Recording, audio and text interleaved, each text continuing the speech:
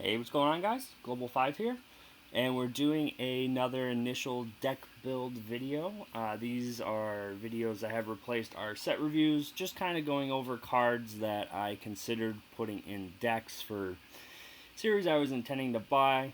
Unfortunately, this video is coming out a little late. D-Side was a set that I had pre-ordered with someone, and then unfortunately they ran out of stock, so I was unable to get it. So I'm still trying to outsource the actual set itself to build and test this idea. But yeah, for this video, we're just going to go over some of the cards that caught my eye as like my initial deck build. We're not going to go into ratios for the deck or anything like that. We're just simply going to go over the cards that would be the ones that I put into my initial build that would then change through deck building. Before we go into that, though, I do want to shout out my buddy over at Gilgastorm. You can find his store link in the description below. They're running a summer 2020 sale, so their cases are about $100 off from what they normally are, and they're also running a sleeve promotion where you get $5 off if you buy 2 sleeves. So you definitely want to check that out. They're slowly populating singles. They've got Project Seikai and Kobayashi Dragon Maid singles up currently.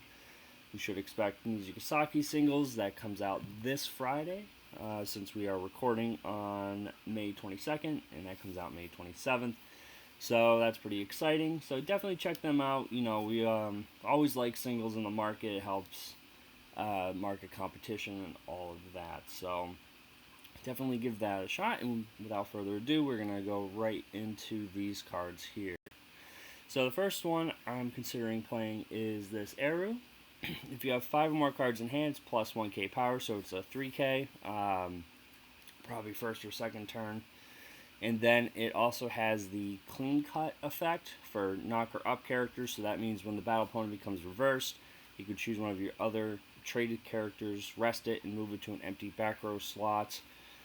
I'm a very aggressive early game player, so clean cut effects are always something I look at initially. I'm coming to find that I don't like the 3K profiles as much as like the 35 or 4Ks. But it's still a card that I want to try first.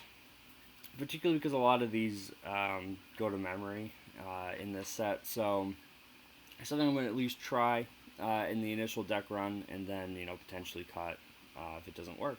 Because of that 3K power, unfortunately. So the next one here is just a generic Climax Swapper. This is from the TD just as the Clean Cut was. So on play, you can pay 1, discard a Climax. If you do, you choose a Climax Engrave and return it to hand.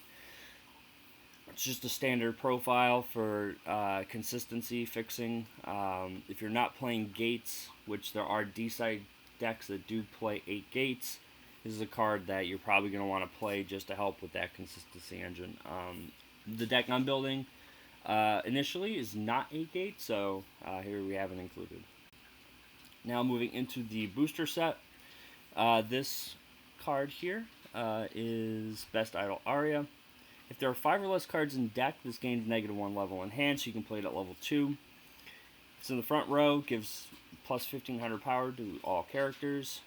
And when it's placed from hand to stage, if there's 5 or less cards in deck, you get to free fresh. So return all cards from your graveyard to your deck.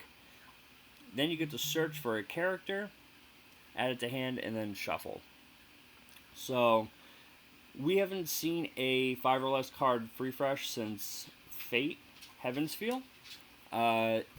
So I think they were trying now to balance that card effect by making it on level 3 characters. You know, giving it, of course, a -1 level in hand, but without the presence of an on-play Azusa, I'm not sure how consistent you'll be able to free fresh.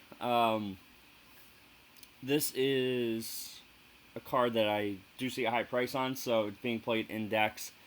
Free fresh is always very good, so definitely a card that if you're in yellow, which there is a choice build for D-side, it's definitely a card that you're going to want to be playing. So definitely including it in this initial run. I think you put at least 2 copies in, unless you're just not in yellow. Next card we have here is a Shuichi. When this is placed on the stage, you may pay the cost, which is 1 stock. If you do, you put a cost 0 character from the graveyard onto the stage. At the end of the turn, you send the card to memory. This is a, I believe, Ramorous profile. I don't know if anyone had this before, Ramorous and Slime. I'm going into full memory compression in this deck, so this card just allows you very easily to put characters on board and get cheap memory at that on cards that typically wouldn't go to memory. So again, if you're in yellow, it's just a very easy include card when you're going into that memory strategy. Next one here is an Ariya. It's a 1/1. Has Recollection. If there's a copy of Daughter of the Shrine Ariya, which is a card I have up in a few slides, this gains 2k power and another character, and gives another character +1 level and plays from hand to stage or hand to or memory. This has a lot of weird effects. I've actually read these cards and reread them and rebuilt this, and still some the wording is just very confusing when I translate it, unfortunately. And give another character +1 when this is placed to stage from hand or memory, because you can pull this from memory onto the stage. I believe with the Daughter of the Shrine card, which is card number 86. When this becomes reversed in battle, if the battle opponent level is higher than the opponent's level, you can send that character to stock. If you do, put the bottom card of the opponent's stock to waiting room.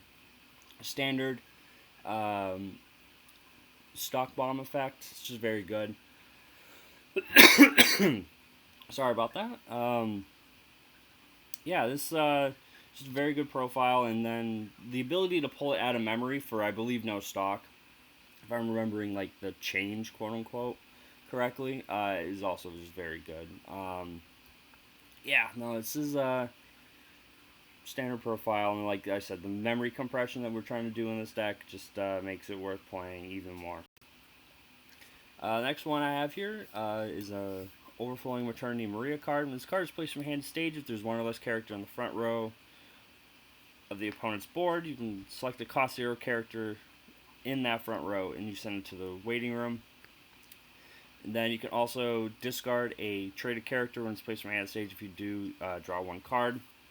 So the first profile here really started to see play with Nijigasaki and their promo. And then we saw Mushoku Tensei really started to play this profile. And here we have it on a card that lets you discard a character to then draw a card.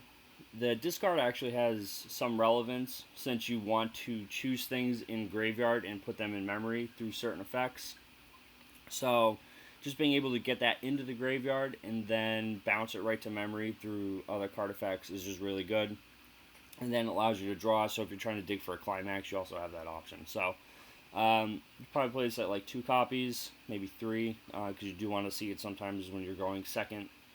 But yeah, just a fairly standard good profile that we've seen a lot of play in some very top tier decks.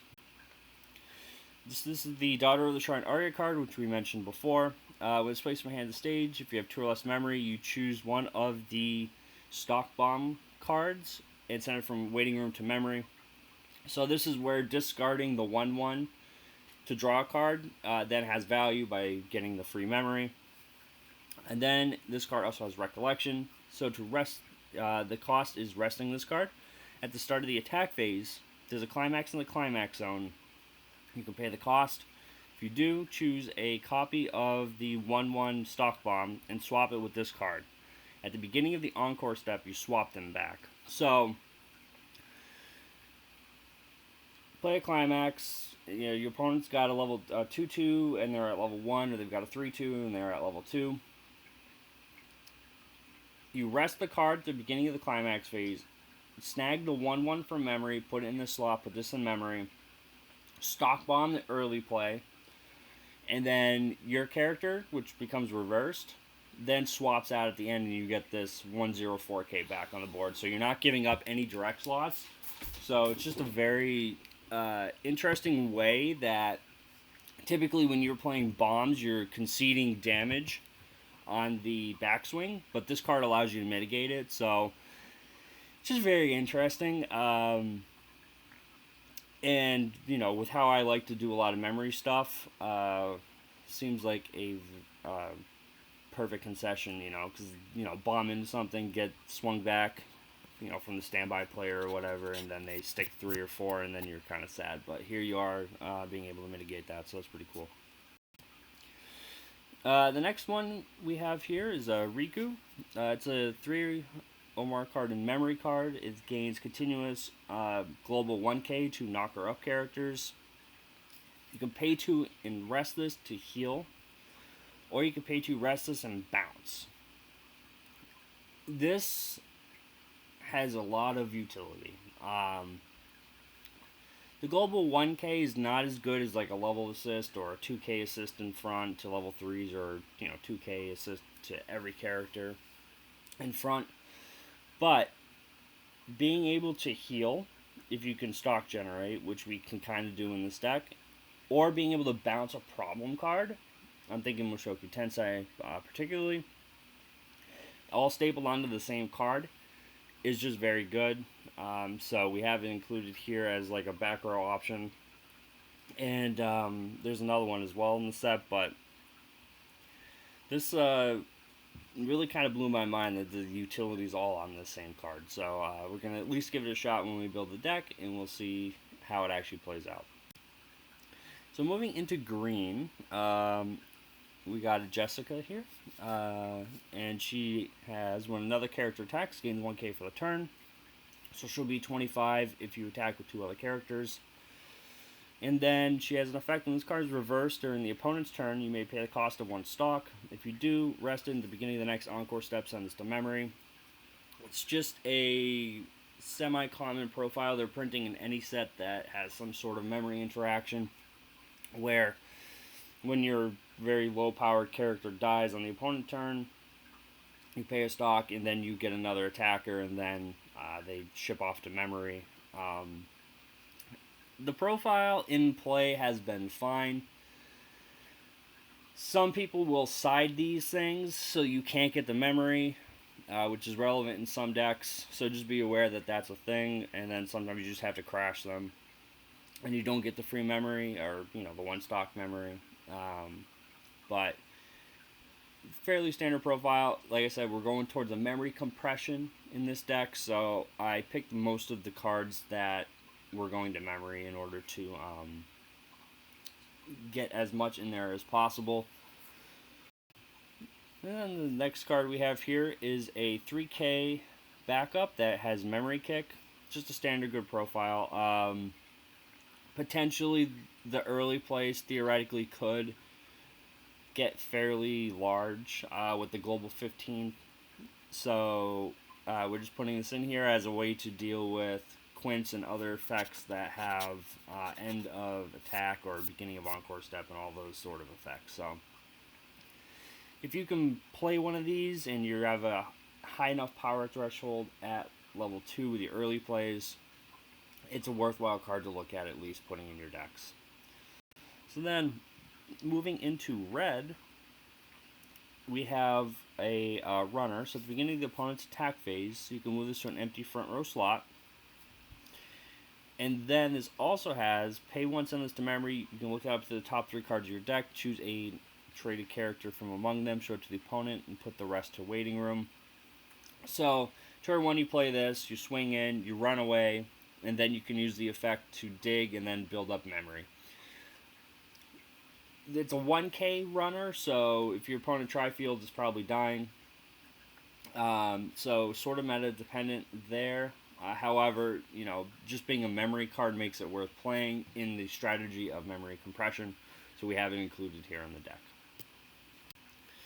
And then this is the first climax combo. I have yet to see anybody in any of the lists playing this card, so I'll be curious to see how it actually plays in testing.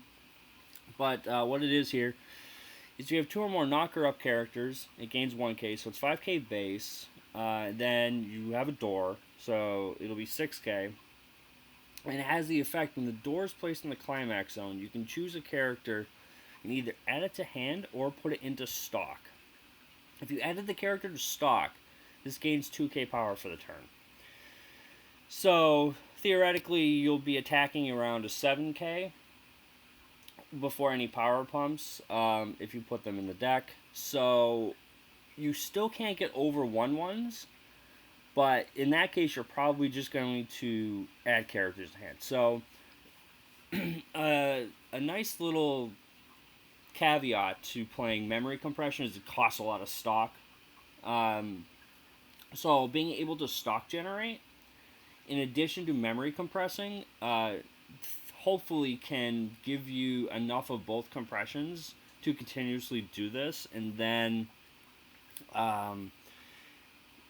you just cancel, particularly with refreshing. So that is why I chose this card as my initial play, was to generate the stock for all the memory stuff we're doing, and then hopefully at that point be able to continuously generate stock, get characters from the memory things, and then get to a point where you can just refresh and pretend you're like Fate, but you just don't have the mill. So whether the mill is a problem with the deck, general conception, we'll find out once we actually get a playset, which we're trying to do currently. But this is the first deck, first combo I do want to try.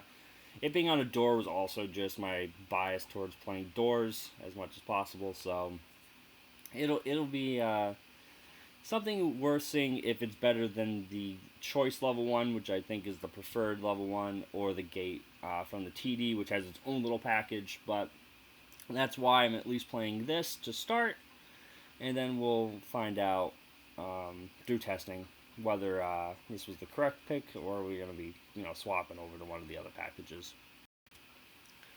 So then we have this inline skating Aruto. At the beginning of the climax phase, you can choose one of your knocker up characters, and it gains the following effect until the end of the opponent's turn.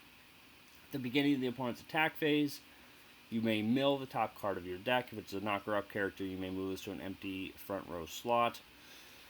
So this was an interesting card because you give one of your other characters, or you can actually choose itself as well, mill runner.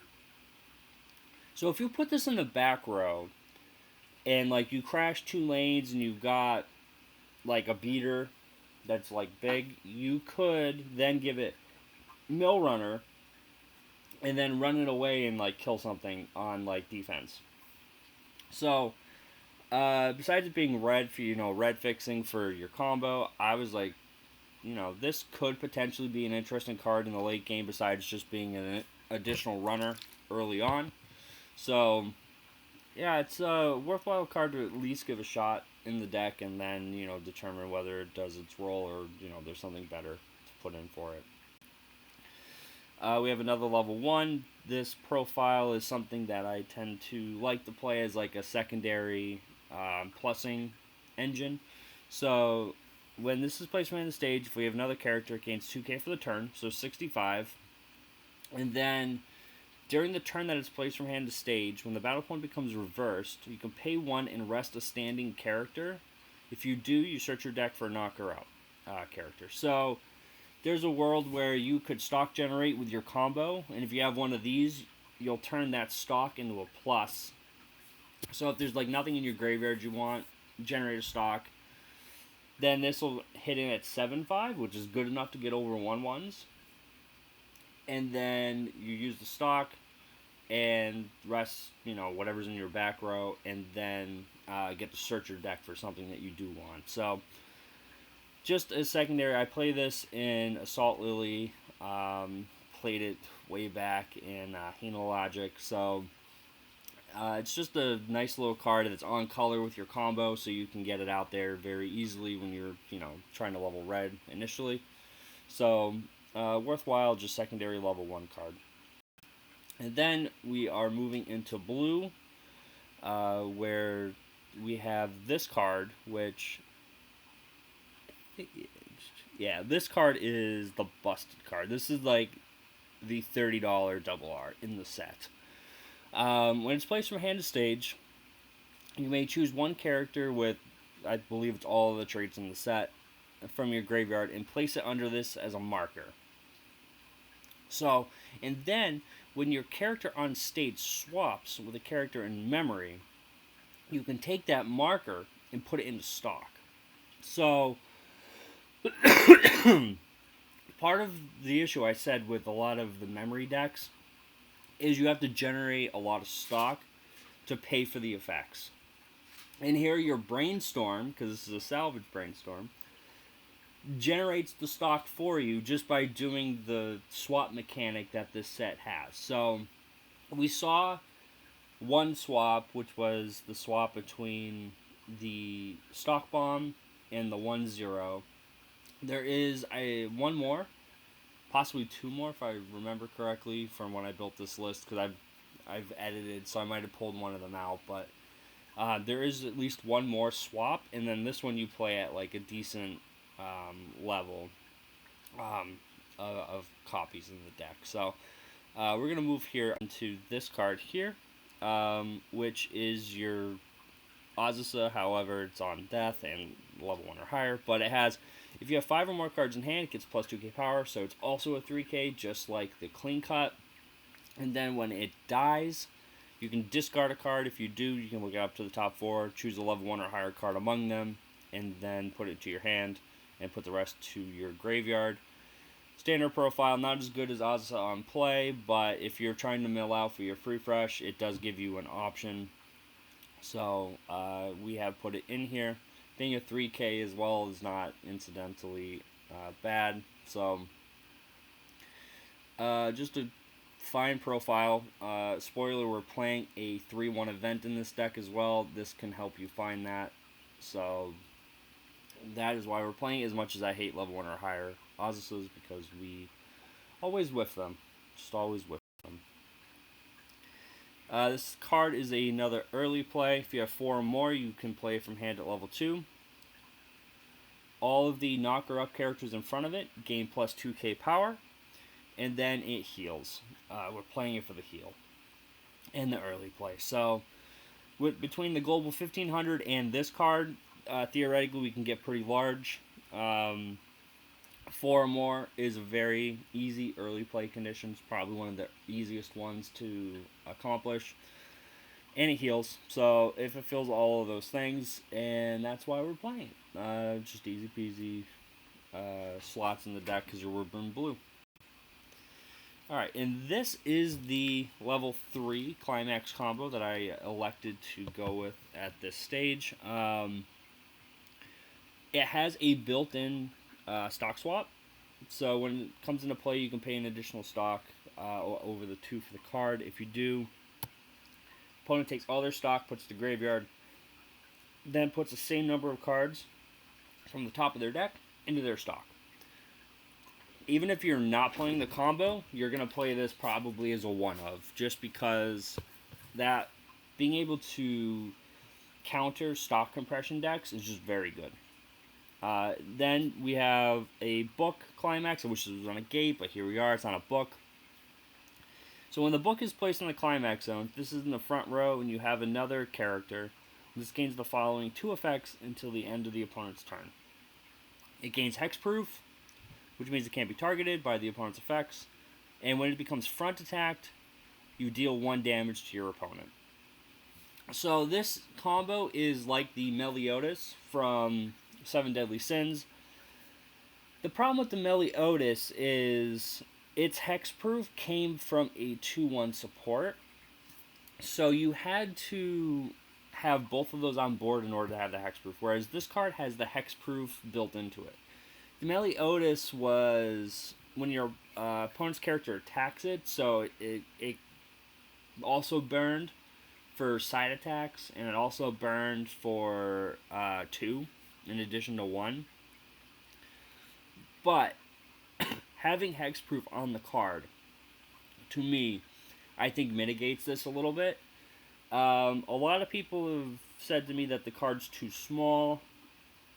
Theoretically, if you've got like Candyland back row, which is the 2k assist, You've got a global 1500 in the in the front row, and you've got the global 1K. This is sitting at 14.5, which I think is perfectly fine. Again, we don't have the cards, we don't know in testing, but theoretically, I think that it's still going to be good enough to hit power levels that matter, and will potentially stick around. But yeah, unfortunately, until we have testing, and then we'll be doing a deck profile if I ever get the set to show what the final product was. By the way, be on the lookout. We'll be doing a Kobayashi deck tech once Springfest ends, which is this coming weekend. We've just been bogged down with a lot of Springfest testing, so we haven't finalized that list. And once that's done, we'll have the video up. But yeah, that's a little aside there. But this is the combo I'm at least going to start with, and then we'll see whether we shift on from there. So this card here is another one of the swap from memory cards. Potentially one of the issues with this initial list is too many cards at level 1, so we'll probably end up trimming things down. But yeah, this one was fairly interesting. So when this is placed from hand to the stage, if you have 2 or less memory, you can choose a copy of the 1/1 in the center, and then from your graveyard, and put it into memory. So again, this is where discarding to then draw the card with that yellow 0/0 comes into play, to get them out of your hand. And then this also has the recollection, restless for cost. At the beginning of the attack phase, if there's a climax, you can pay the cost, grab the 1/1 from your memory, and put it into play. And then at the start of the encore step, swap them again. So what the 1/1 does, if you have 2 or more cards in memory, gains 2k power, so it's 7k. And then when this attacks a level 2 character, it gains another 6k. So this will become a 13k, which can take out 2/2s. Now, if there's a climax in the climax zone, when it attacks, it also gains an auto effect that when the battle opponent becomes reversed, you can blind stock. So between this and the stock bomb, you kind of have to decide which one's going to eat the more slots. Kind of meta dependent. In theory wise, I know I say I'm not going to tell potential ratios in the deck in these, but you're probably playing 2 to 3 copies of this 1/1, probably 2, and then you're probably playing 2 to 3 of the 1/0 that swaps, and then you're probably just playing 1 of the stock bomb, theoretically. The question is how easy it is to get these into memory, which will be a question once I actually start testing builds. And that's my major question on this set is how easily can we get these memory swap targets into the memory so that way we can exchange into them in the scenarios where we want to do so. So I think that's going to be very interesting. Just building the compression between the stock and the memory. Those are my type of decks. But how consistent they're going to be, that's the interesting question.